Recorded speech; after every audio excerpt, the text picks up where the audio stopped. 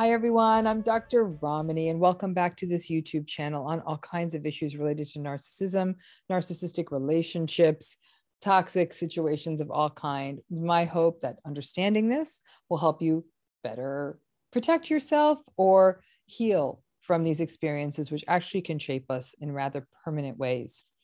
Those of you who are new to this channel, please subscribe, because those of you new to this channel may not know that one of my favorite things to do is to take proverbs, all those proverbs that are out there, and apply them to our understanding of narcissism.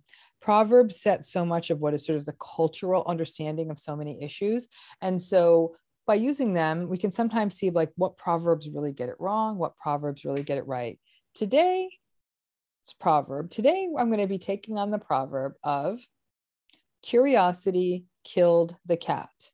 And this one is a tribute to my beloved cat. So I'm going to dedicate this one to her because she really is my sort of best little person, which speaks volumes to about me, that I think my cat is a person. Okay, so let's take on this proverb of curiosity killed the cat. Proverbs, again, they are such quicksilver ways that we think about stuff, but understanding proverbs can also be a way for us to understand sometimes the good and bad advice that has been passed down over the years.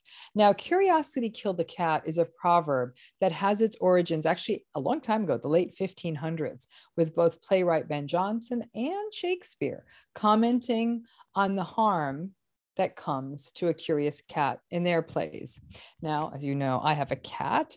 Her curiosity has definitely gotten her into some rough patches. Mostly she'd get herself into places that for a minute I couldn't quite figure out how she'd get out of, but she did. And she is consistently intrigued by things that could harm her, but we try to protect her. And there to it may be the greatest vulnerability all of us have to narcissistic relationships. We are the cat, and in those relationships, our curiosity kind of killed us. When we meet new narcissists, we may even have a false sense of confidence. We may even think that, oh, I understand this narcissism thing. I'm not going to get played. And yet, there is something about them. The trauma bonds and the dissonance and our own legacy issues, none of that helps. Then our curiosity runs headlong into toxic familiarity, and the mysterious pull of narcissists becomes a place where we may try to keep working through our legacy issues. I've said it many times. Many people can't do much, obviously, about our early life narcissistic abuse. We didn't choose those people. They were assigned to us. But one of the keys to healing in adulthood and simply staying sane in the long term is good gatekeeping, trying to avoid new narcissistic people in. But that's hard to do if we do not process the legacy and the historical stuff in our life.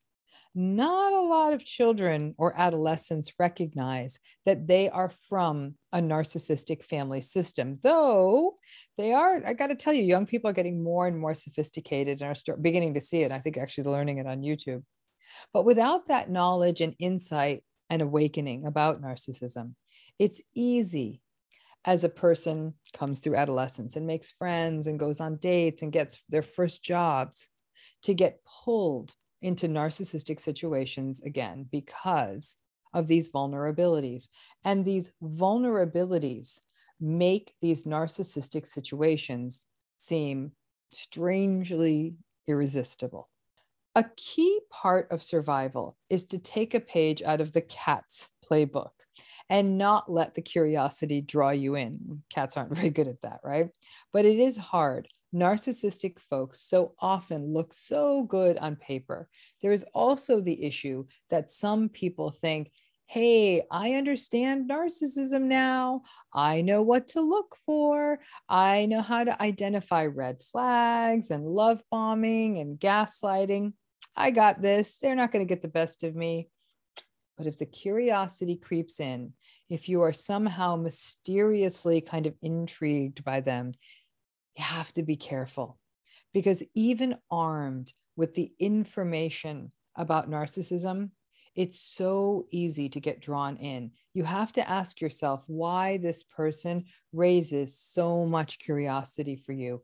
And then you have to ask yourself if you can set boundaries with this person, given how curious you are. Curiosity often makes us go down those dark alleys we probably shouldn't go down. Now, falling into any kind of a relationship with another narcissistic person again is not good for you, nor is it good for your mental health. And it doesn't have to just be a romantic relationship. It can be taking a job with a narcissistic boss or supervisor, starting a friendship with a narcissistic person, starting a new business with a narcissist. Again, you may think, I got this. I had a narcissistic parent and a narcissistic ex, and I've watched all these videos and I've been through therapy. But we've got to be careful because it can happen in a minute. Our curiosity gets the best of us, and falling into a relationship with another narcissist after having been through it once is like breaking a leg in the same spot twice. Because these patterns seem to be everywhere, it seems like we're seeing more and more narcissistic people everywhere. None of us are likely to be unscathed from these relationships. And lots of us are going to have narcissistic relationships happen to us multiple times. Even when we think we have it figured out, trauma bonds take familiarity and turn all familiarity into an addictive draw. So that means, like the cat that wants to climb onto a very high bookcase because that bookcase is intriguing and it's there, and isn't that going to be fun? We are drawn to the very compelling narcissistic folks who are intriguing, and because they're there. And then we run the risk of throwing caution to the wind and falling back into ugly, trauma-bonded corners, all the while telling ourselves, I got this. I know what I'm doing because I've learned about narcissism. All of us get played. Psychologists get played. Survivors get played. I've gotten played more recently than you want to know. Even sometimes the narcissistic folks get played. It's tough. Narcissistic abuse definitely leaves us more cynical, more jaded, and the idea of having to be so discerning and careful and even dispassionate when we meet new, charismatic, exciting people, that doesn't feel like so much fun. It's the cat not getting to explore the new box that got delivered to the house. I mean, we kind of get kept from what we think is exciting, and that's tough, right? Listen, you meet a new narcissistic person, you can sniff around the edges, you can look at it, you can even do that tap, tap thing that cats do to make sure that what they're walking on is going to support their weight. As a person, when you meet someone who intrigues your curiosity, I'd say start with a 15-minute conversation. I remember so well, pre-pandemic, I would go to events and I'd have those 15-minute conversations. And once the person didn't pass the smell test, I just didn't like how it's going, I would typically already be planning sort of my escape from the conversation. But I own that method wasn't foolproof and I still got played. It happens. My curiosity was what hurt me.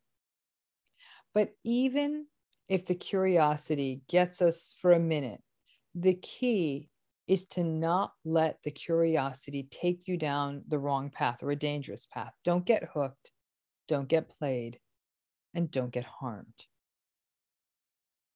And listen, life is too short to not take a few leaps. Maybe your curiosity may just get you a little bit bit or stung. That's the stuff of life.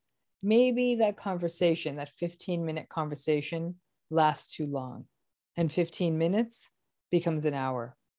Maybe you agree to the second date and you're like, ooh, but just don't let the curiosity let you get hurt in ways that are difficult to recover from.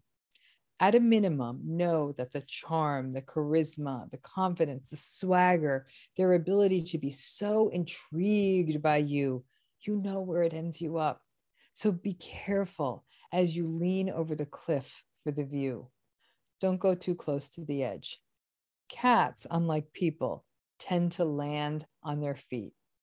And we as people, especially after narcissistic abuse, doesn't always work out that way. So be careful. And as a rule, while we could learn some certain things from cats, how to be cool and sometimes aloof, probably the curiosity piece, we'll let the cats keep that one. Thanks again.